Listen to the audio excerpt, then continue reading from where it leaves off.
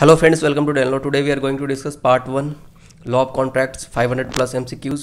अगर आपने आईपीसी और कॉन्स्टिट्यूशन का अगर आपने एमसीक्यू नहीं देखा है तो डिस्क्रिप्शन में आपको लिंक दे दिया जाएगा, उसके प्लेलिस्ट का आप देख लीजिएगा।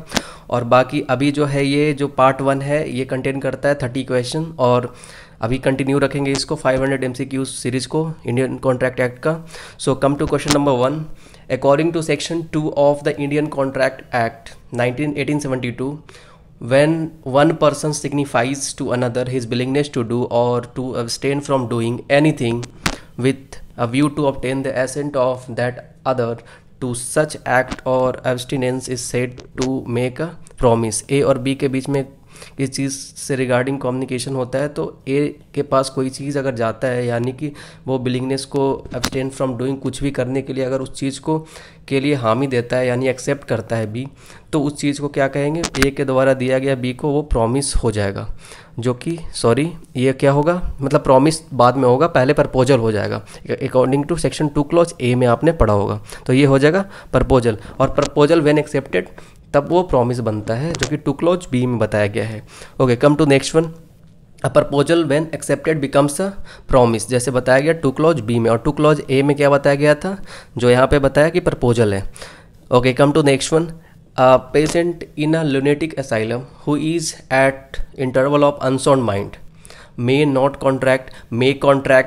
contract during those intervals when he is of sound mind, may contract only after he becomes completely of sound mind। देखिए अब सेक्शन 12 पढ़िएगा तो वहाँ पे बताया गया है what is sound mind for the purpose of contracting.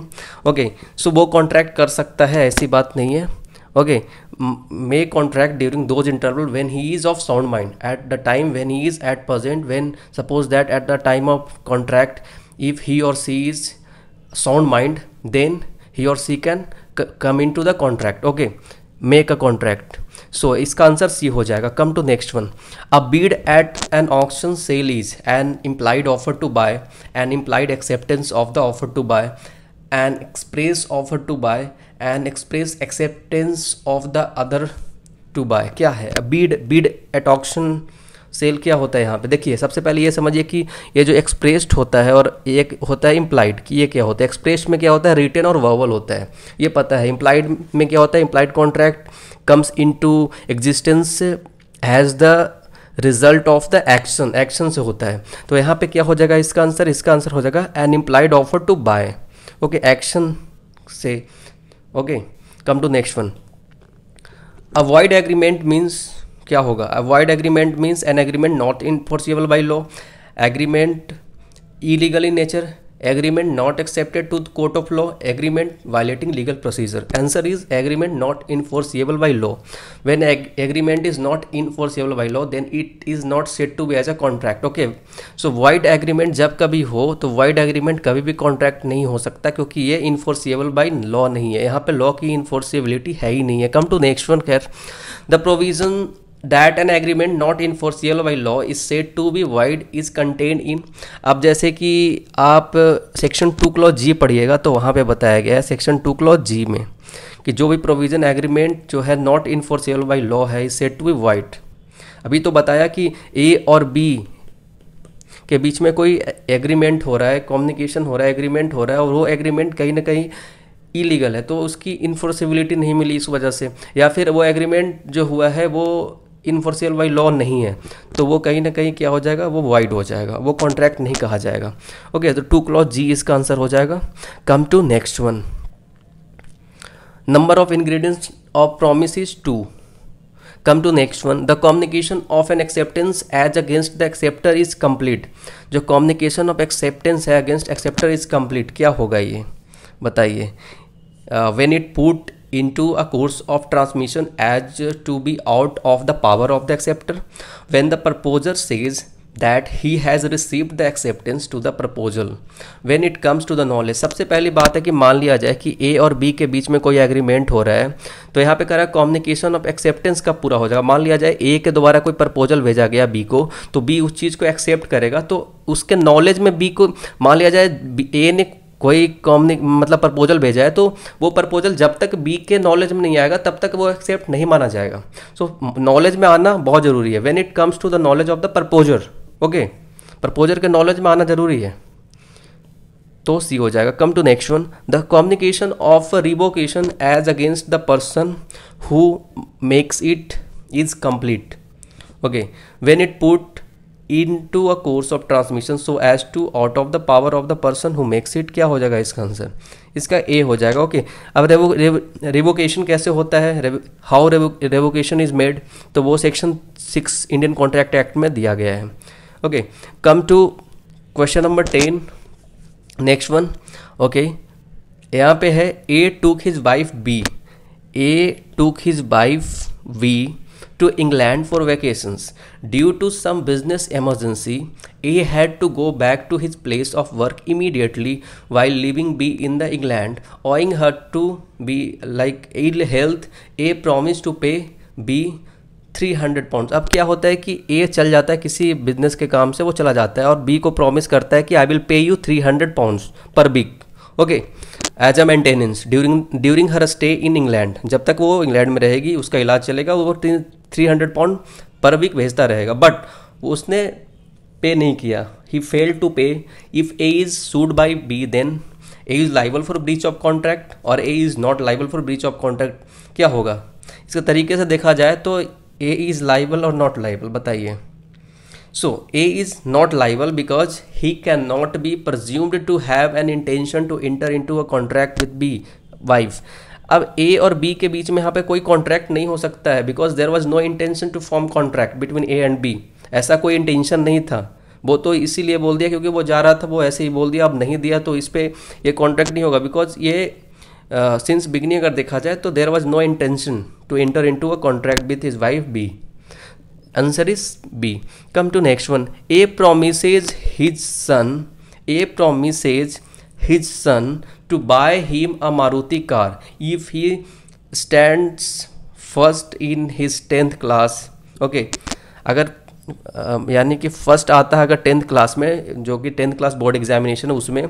So on the faith of this promise the son work hard and stood first in the exam. In this case the son can sue A or not, बताइए।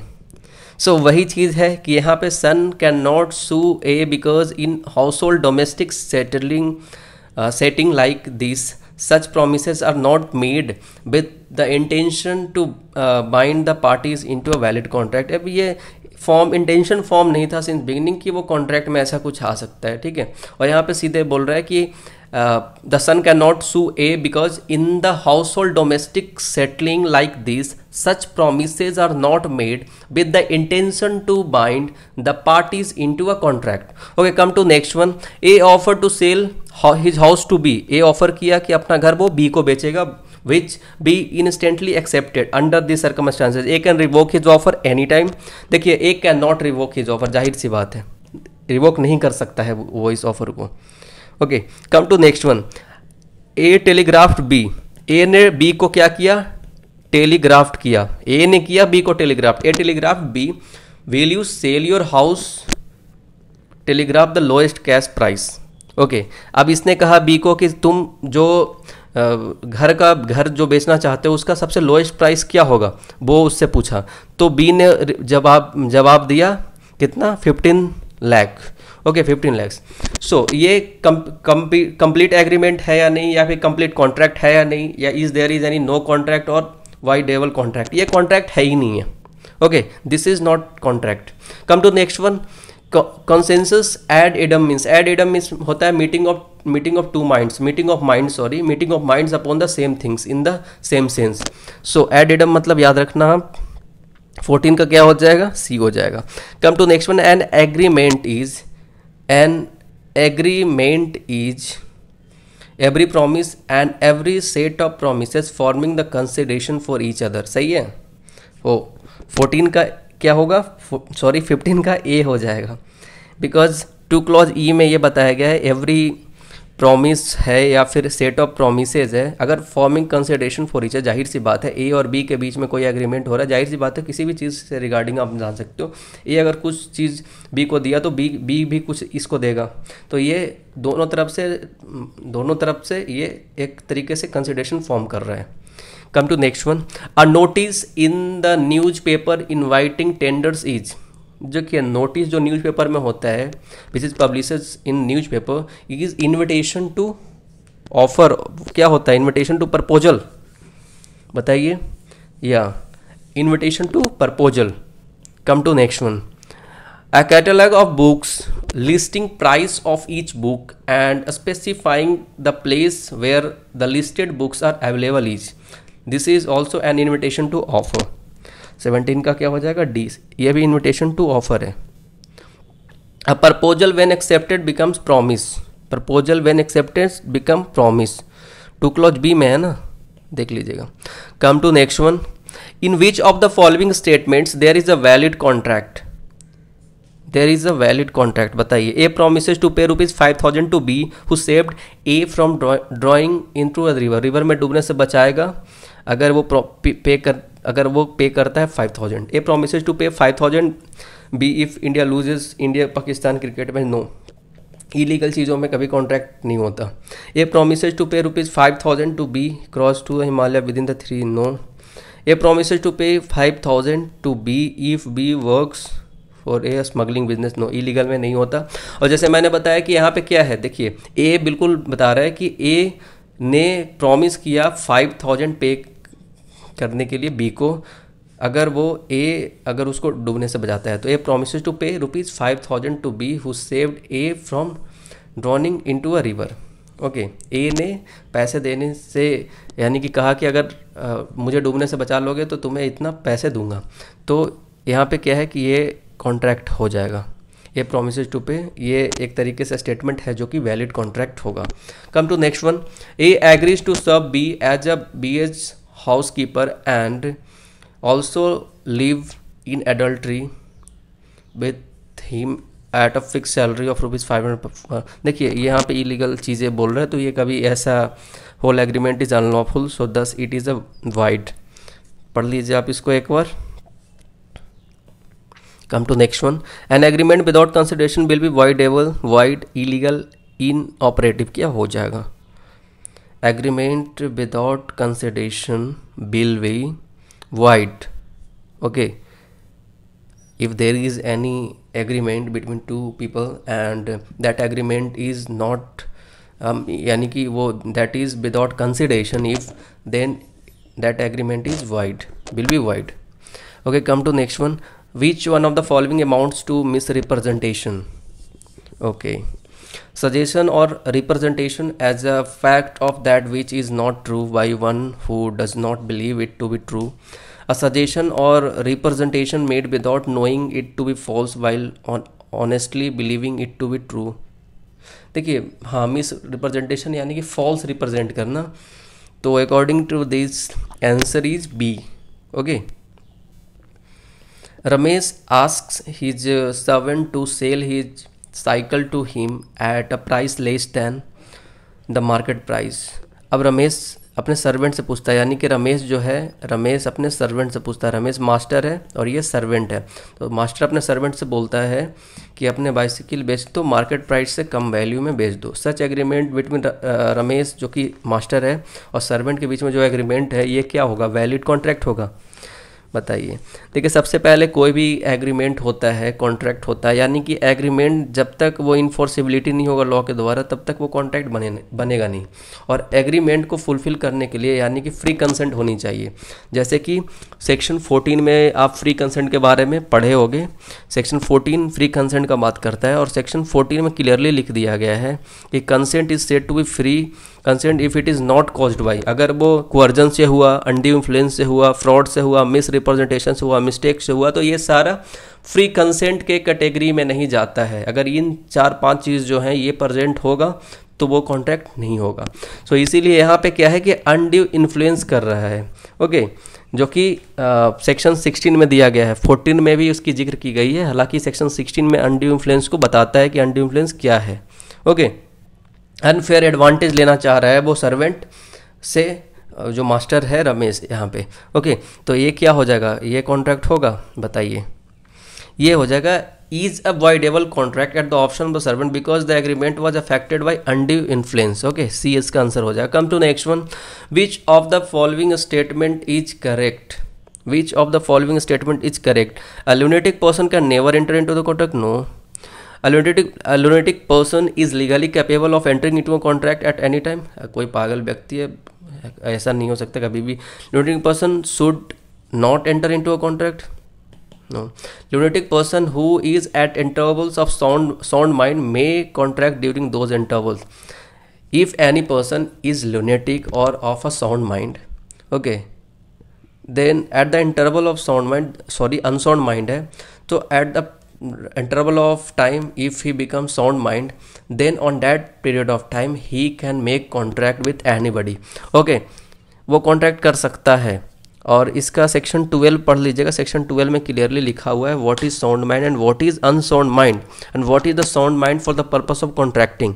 Okay, come to next one.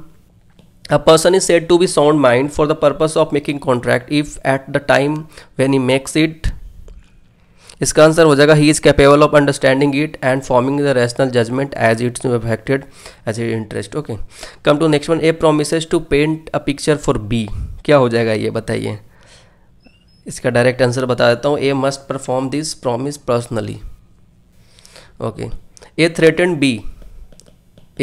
B to commit suicide if B did not employ him in his factory. An agreement क्या हो जाएगा ये बताइए. Undue influence होगा, criminal intimidation होगा, coercion होगा, duress होगा, क्या होगा. यहाँ पे कोर्जन होगा क्योंकि फिजिकल ट्रेट है यहाँ पे एक तरीके से. Come to next one. P.'s son has been missing for some time. P.'s son has been missing for some time. P sent his servant Q. P का बच्चा अब गुम हो गया, कुछ समय से अब मिल नहीं रहा. P ने अपने सर्वेंट Q को भेजा कि अपने बच्चे को खोजने के लिए. P sent his servant Q in search of son. Thereafter, through handbill, P offered a reward ₹501 to whoever was able to trace the whereabouts of his son and bought him to P. Then he came to know of the reward and claimed it. B refuses to P in this case. अब देखिए उसने handbill लिखा और उसमें लिख दिया कि जो भी मेरे बच्चे को खोज कर लाएगा उसको 501 रुपये मिलेंगे. अब इसने मना कर दिया देने से. अब क्यों मना किया, इसमें अब 4 ऑप्शन दिया हुआ है.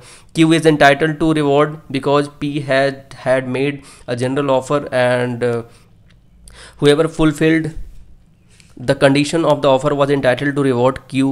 So the Q had in fact fulfilled that condition. No. क्या हो जाएगा इसका बताइए. ये इसका आंसर बी हो जाएगा. Since Q was not aware of the offer at the time. अब इसने रिफ्यूज इसलिए किया क्योंकि Q को पता नहीं था उस ऑफर के बारे में.